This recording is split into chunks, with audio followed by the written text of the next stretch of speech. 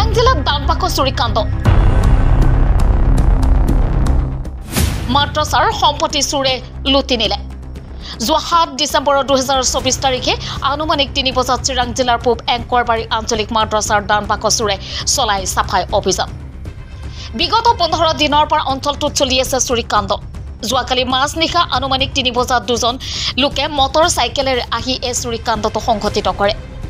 অকল মাদ্ৰাছাৰ দান বাকচে নহয়, বিভিন্ন ধৰ্মীয় অনুষ্ঠানৰ দান বাকচৰ লগতে কবৰস্থানৰ দান বাকচতো চোৰে চলাই চাফাই অভিযান। আমাৰ লগত চিচিটিভিৰ ভিডিঅ'ৰ ফুটেজ আছে, আমি আপোনালোকক দেখুৱাবলৈ চেষ্টা কৰি আছো।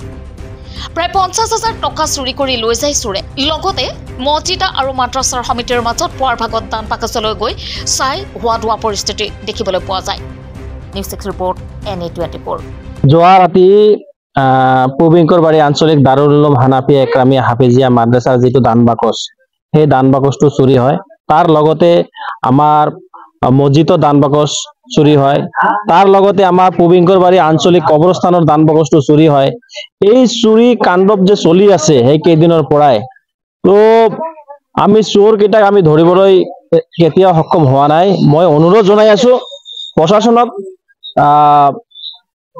আমাৰ কাজলগাঁও OC মহোদয়ক, আমাৰ SP মহোদয়ক আমি দাবী জনাই আছো, আমি কাতৰজনে অনুৰোধ কৰি আছো যাতে এই চোৰ কেইটাক ধৰি দৃষ্টান্তমূলক শাস্তি দিব পাৰে আৰু যাতে চোৰ কৰিব নোৱাৰে।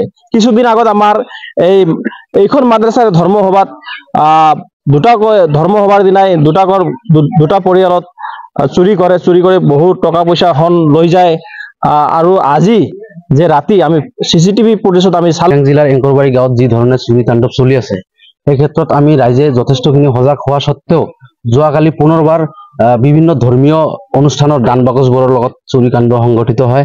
এই ক্ষেত্ৰত আমি জিলা প্ৰশাসনক অনুৰোধ জনাইছো যে যোৱা কেইবা ধৰ্মসভাৰ দিনা যিখন চুৰি কাণ্ড সংঘটিত হল, সেই ক্ষেত্ৰত পুলিচে যেনেকে গুৰুত্ব দি যি পথা অৱলম্বন কৰি ব্যক্তিক সন্তযুক্ত হিচাপে কৰায়ত্ব কৰিছে, তাতকে ঠিক সেই কথা অৱলম্বন কৰি আমি এতিয়া যোৱা ৰাতিৰ চুৰি কাণ্ডৰ সংক্ৰান্তত আমি ভিডিঅ' ফুটেজ তথা সঠিক সময়খিনি আমি উলিয়াই দিব পাৰিম। হয়তো পুলিচৰ নিশ্চয়কৈ এই সঠিক হেৰিখিনি লৈ নিশ্চয় অলপ সুবিধা হ'ব। তো তেখেতসকলে ঠিক সেই কথা অৱলম্বন কৰি যোৱা ৰাতি চুৰি কাণ্ড সংঘটিত কৰা ব্যক্তিসকলক নিশ্চয় কৰায়ত্ব কৰিব বুলি আমি আশাবাদী তথা জিলা প্ৰশাসনক আমি দাবী জনাইছো।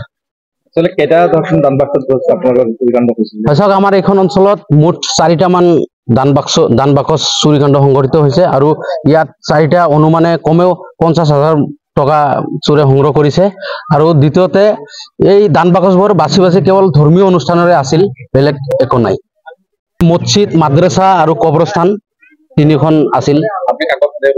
সন্দেহ মানে আমি চিচিটিভি ফুটেজ পোৱা অনুসৰি ভালেখিনি চিনিব পাৰিছো যদিও, এই ক্ষেত্ৰত পুলিচ প্ৰশাসনে এই চিচিটিভি ফুটেজ যাতে ভালকে চালি জাৰি চাই আৰু কি আমি অনুৰোধ জনাম। কিছুদিন ধৰি 28 তাৰিখত ইয়াত আমাৰ এটা ধৰ্মসভা হল। এই ধৰ্মসভাৰ সুযোগ লৈ চোৰে যে তাণ্ডৱ দুটা ঘৰত, পশ্চিম এংকৰবাৰীত পিঠাপিঠি 2টা ঘৰত যি তাণ্ডৱ কৰিলে, ইয়াত যথেষ্ট পৰিমাণে এজনৰ ঘৰত প্ৰায় 3,20,000 টকা, এজনৰ ঘৰত 60,000 আৰু এখন ৰূপ মিলি টোটাল মিলি প্ৰায় 5 লাখ 5.5 লাখ টকাৰ বস্তু সামগ্ৰী সিহঁতে চোৰে এই তাণ্ডৱটো চলাই গ'ল। তো এইখিনি আমি লগতে ইয়াতে অনুৰোধ কৰিব বিচাৰো যে তেখেতক খুব কম সময়ৰ ভিতৰত কাৰেক্ট কৰি এই চোৰবিলাকক দৃষ্টান্তমূলক শাস্তি দিব লাগে, ইয়াৰে আমি বিনম্ৰভাৱে অনুৰোধ জনাইছো। VTV আছে, তো VTV যদিও ইয়াৰ আগত VTVয়ে হয়তো তেনেকুৱাতো VTVৰ পাৰ্মানেণ্ট কোনো ইহঁতৰ কোনো চাকৰি নহয় যে পাৰ্মানেণ্ট ইহঁতে ডিউটি কৰিব। তো VTV যিখিনি কৰে, কিন্তু আমি ভাবিছো যে চোৰে VTVক ডিউটি কৰে, চোৰবিলাকে VTVক ডিউটি কৰে, যে যেতিয়া মানুহখিনি আঁতৰি যায় তেতিয়া তাৰ মাজত এই ঘটনাবিলাক হৈ যায়। তো ইয়াত VTVৰো এটা জোৰদাৰ এটা টিম যাতে VTVৰ ফালৰ পৰা যাতে নিয়োগ কৰা হয়, এইখিনিকে আমি কাজলগাঁও থানাৰ ভাৰপ্ৰাপ্ত OC মহোদয়ক আমি অনুৰোধ কৰিব বিচাৰো। যিমান এৰিয়াত চুকে কোণে যিবিলাক VTV আছে, বজাৰত মাজে মাজে এনেকৈ এটা ঘটনা হৈ যায়।